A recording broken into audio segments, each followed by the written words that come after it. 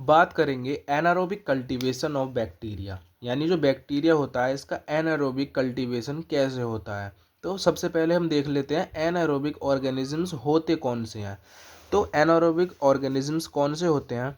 N organism that does not use oxygen to obtain energy, यानी कि ऐसे organism जिनको ग्रोथ करने के लिए, मल्टीप्लाई करने के लिए ऑक्सीजन की ज़रूरत नहीं होती है। ठीक है, तो वो कौन से होते हैं? वो होते हैं एनारोबिक ऑर्गेनिजम्स। अब ये जो एनारोबिक ऑर्गेनिजम्स हैं ये भी दो तरीके के होते हैं, फैकल्टेटिव एनारोबिक और ऑब्लिगेट या फर्स्टिडियस एनारोब्स। जो फैकल्टेटिव एनारोबिक होते हैं ये ऐसे एनारोबिक ऑर्गेनिजम्स होते हैं जिनको ऑक्सीजन की ज़रूरत तो नहीं है, ठीक है, लेकिन अगर वो अवेलेबल है, अगर ऑक्सीजन है वहाँ पे, तो फिर वो क्या करेंगे, अब उसको यूज़ कर लेंगे। ठीक है, ऐसा नहीं है कि ऑक्सीजन की प्रेजेंस में ये रह नहीं सकते। लेकिन जो ऑब्लिगेट या फास्टिडियस एनारोब्स होते हैं इनके लिए ऑक्सीजन टॉक्सिक होती है। इनको सिर्फ ऐसा एनवायरनमेंट चाहिए जहाँ पे ऑक्सीजन प्रेजेंट ही ना हो। ठीक है, अब बात कर लेते हैं एनएरोबायोसिस। एनएरोबायोसिस की बात कर लेते हैं। ये ऐसा प्रोसेस है जिसके थ्रू एनारोबिक कल्टीवेशन किया जाता है माइक्रोब्स का, बैक्टीरिया का। A process in which some methods used to delete, to remove free oxygen for growth of obligate anaerobes. जो एनारोब्स हैं यानी कि जिनके लिए ऑक्सीजन ज़रूरी नहीं है, ऐसे ऑर्गेनिज्म, उनकी ग्रोथ के लिए एक ऐसा एनवायरनमेंट प्रिपेयर करना जहाँ पे ऑक्सीजन ना हो, ऑक्सीजन फ्री एनवायरनमेंट हो, या ऑक्सीजन को रिमूव किया जाएगा। ठीक है,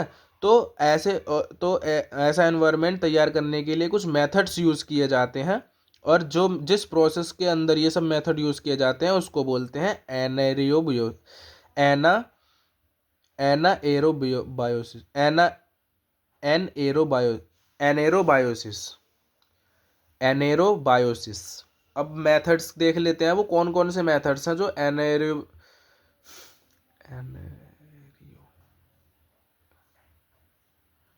अब मेथड्स देख लेते हैं कि वो कौन कौन से मेथड्स हैं जो एनेरियोबायोसिस में यूज़ किए जाते हैं। ठीक है, कल्टीवेशन इन वैक्यूम, यानी जो वैक्यूम होगा उसमें क्या होगा, जब वो वैक्यूम है तो उसमें क्या हो सकता है, कल्टीवेशन हो सकता है माइक्रोब्स का। ठीक है, क्योंकि वैक्यूम में ऑक्सीजन प्रेजेंट नहीं होती है। Displacement of oxygen with gases like hydrogen, nitrogen, helium और carbon dioxide was also tried, यानी कि जो एनवायरनमेंट है, जो जगह है, अगर वहाँ पे हम hydrogen, nitrogen, helium, carbon dioxide ऐसी गैस भेजेंगे तो उससे क्या हो जाएगा, ऑक्सीजन का डिस्प्लेसमेंट हो जाएगा। और जब ऑक्सीजन नहीं होगी तो उस जगह पे जो एनारोब्स हैं वो क्या कर पाएंगे, अच्छे से ग्रोथ कर पाएंगे। ठीक है, अब बात कर लेते हैं इसके एक और मेथड होता है culture jar, sorry candle jar. ठीक है, कैंडल जार क्या होता है, एक सिंपल डिवाइस होता है, इसके थ्रू क्या किया जाता है, बैक्टीरिया की ग्रोथ करवाई जाती है। ठीक है, बैक्टीरिया की ग्रोथ करवाई जाती है। अब देख लेते हैं वर्क कैसे करता है।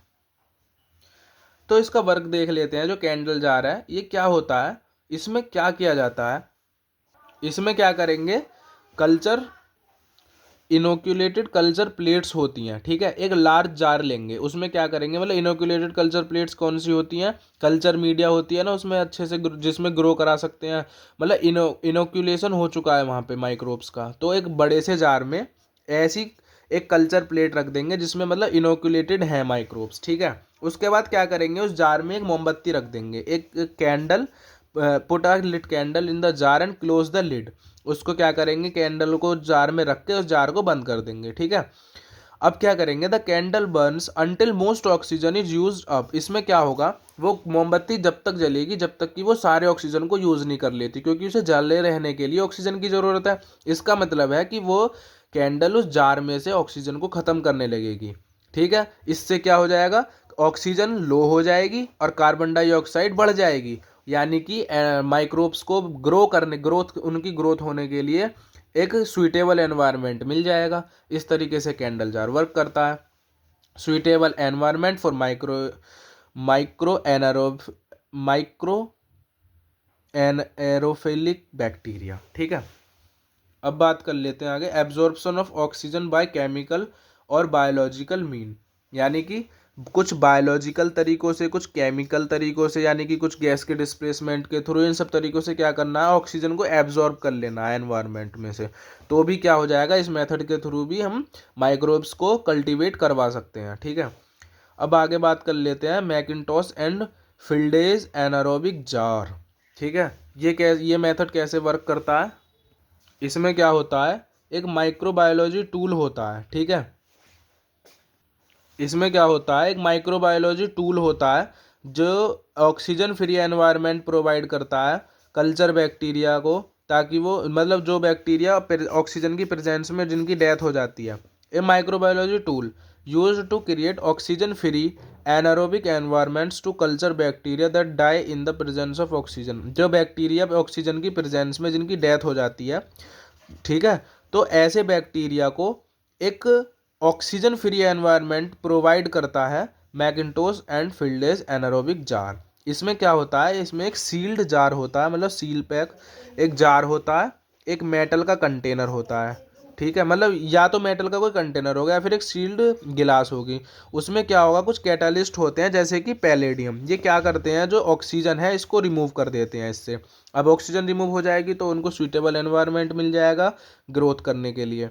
After air is evacuated and replaced with hydrogen और गैस मिक्स, क्या होगा, जो हवा है, एयर है यानी ऑक्सीजन है, वो बाहर निकल जाएगी और रिप्लेस हो जाएगी हाइड्रोजन से और कुछ गैस के मिक्सचर से, जैसे कार्बन डाइऑक्साइड, हाइड्रोजन, नाइट्रोजन, इन सब से क्या हो जाएगी, रिप्लेस कर दी जाएगी। Enables studies of anaerobic infections, इसके थ्रू क्या है, जो एनारोबिक इन्फेक्शंस होते हैं उनकी स्टडी भी की जा सकती है। अब बात कर लेते हैं एनारोबिक, ये आगे समझ, मैकिन्टॉश एंड फिल्डेज एनारोबिक जार। इसके थ्रू क्या होगा, मतलब मेन फंक्शन यही है, जो ऐसे बैक्टीरिया होते हैं जो ऑक्सीजन की प्रेजेंस में जिनकी डेथ हो जाती है, उनको क्या करते हैं, ये एक मीडियम प्रोवाइड करते हैं, एक अच्छा एनवायरनमेंट, ऑक्सीजन फ्री एनवायरनमेंट उनके लिए प्रोवाइड करते हैं। ठीक है, एनारोबिक ग्लव बॉक्स, ये भी एक मेथड है जिसके थ्रू होता है। ठीक है, this is self contained anaerobic system with provisions of circulation of hydrogen, nitrogen and carbon dioxide. ठीक है, एक एनारोबिक सिस्टम होता है जिसमें नाइट्रोजन, ऑक्सीजन नहीं होती, कार्बन डाइऑक्साइड और हाइड्रोजन, इन सब का सर्कुलेशन होता है। कुछ कैटालिस्ट होते हैं जो ऑक्सीजन को वाटर में चेंज कर देते हैं इस बॉक्स में, ग्लव बॉक्स में। और फिर क्या, पर लेकिन ये महंगा होता है। ठीक है, अब जब ऑक्सीजन तो वाटर में कन्वर्ट हो गई, यानी कि मॉइस्चर मिल गया, और हाइड्रोजन, नाइट्रोजन और कार्बन डाइऑक्साइड उसमें है, ये एक्सपेंसिव होता है। ठीक है, और क्या हो जाएगा, जब जो ऑक्सीजन है वो तो वाटर में कन्वर्ट हो जाएगी, मतलब मॉइस्चर मिल जाएगा, और सर्कुलेशन रहेगा इन गैस के मिक्सचर का, हाइड्रोजन का, नाइट्रोजन का, कार्बन डाइऑक्साइड का। तो एनारोबिक ग्लव बॉक्स, ये जो मेथड है, इसके थ्रू क्या हो जाएगा, कल्टीवेशन हम करवा सकते हैं माइक्रोब्स का। ये एक मेथड और होता है anaerobic jar gas park system. ठीक है, इसके थ्रू भी हम कल्टीवेशन करवा सकते हैं माइक्रोब्स का। ये क्या होता है, क्रूशियल लेबोरेटरी टूल होता है माइक्रोब्स यानी बैक्टीरिया को कल्टीवेट करवाने के लिए। ठीक है, इसमें क्या होता है, एक ऑक्सीजन फ्री एनवायरनमेंट प्रिपेयर किया जाता है कुछ केमिकल सैचेट्स के थ्रू, और क्या होता है, कार्बन डाइऑक्साइड एंड हाइड्रोजन, मतलब इन्हीं मेन गैसेस इस पर क्या करना, फोकस करना है, इनको जनरेट करवाना है। ठीक है, गैस पार्क सिस्टम में भी। और फिर क्या हो जाएगा, commonly used in clinical microbiology for anaerobic and ensuring rapid and safe atmospheric generation. ठीक है, मतलब वही है, माइक्रोब्स को कल्टीवेट करवा देंगे, जब ये कार्बन डाइऑक्साइड और हाइड्रोजन मिल जाएगी उन्हें, तो फिर अच्छे से माइक्रोब्स वहाँ पे ग्रोथ कर पाएंगे। इस तरीके से एनारोबिक कल्टीवेशन जो है माइक्रोब्स का, बैक्टीरिया का, वो हो जाएगा। ठीक है, तो ये यूनिट पूरी कवर हो चुकी है। आपको डिस्क्रिप्शन बॉक्स में पूरी प्लेलिस्ट का लिंक भी मिल जाएगा, नोट्स के PDF भी मिल जाएंगे, और INC के सिलेबस के अकॉर्डिंग सारे टॉपिक कवर किए गए हैं। पूरी प्लेलिस्ट में आपको सारे टॉपिक मिल जाएंगे। Thank you.